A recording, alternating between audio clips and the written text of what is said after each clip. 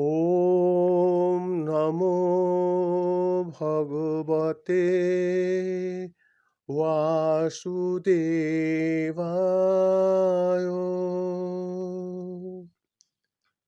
Dear friends,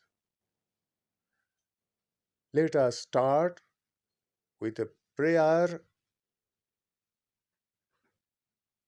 O God, please lead me from untruth to truth,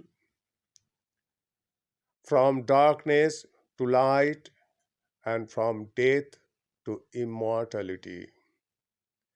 We utter this beautiful prayer for lifting ourselves from body consciousness to soul consciousness, because soul is truth, the divine light, and eternal.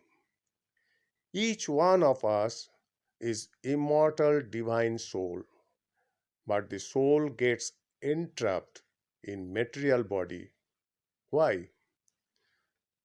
We had many unfulfilled material desires in our previous lives, and God gave us bodies so that we could fulfill those desires. God gives us a little independence, but we misuse this independence and generate more desires and get entangled more and more in the material world and lose our peace. The soul and body are incompatible partners. While the body is changing and diminishing day by day, the soul is eternal. The body demands temporary sense gratification. The soul, being part and parcel of God, yearns for transcendental, permanent bliss by serving the God, the highest goal of life. The bodily conception of living is darkness. Body is unreal and will certainly die someday when soul leaves body. Body cannot survive without soul. Body depends on soul, not vice versa. Soul is superior. The body should be brought in harmony with soul. If we like to move from death to deathlessness, we should focus more on our soul and reduce material desires. This practice we can do only in human body. Dogs and cats are also living entities, but they cannot practice soul consciousness and God consciousness. So we should value our human body, which has conscience, with which we can differentiate between changing and impermanent matters and divinities. We should be grateful to God for giving us human bodies for our liberation, but we misuse them and create bondage. One can easily rescue one's soul from entanglement with material body by chanting God's holy name and doing devotional services to Him. If an iron rod is put into fire, after some time, the iron rod itself becomes red hot fire. Similarly, if we chant God's holy name and soak ourselves in His thoughts, we'll also feel after some time that godly qualities have enveloped us. When soul consciousness grows, we lose interest in temporary material pleasure.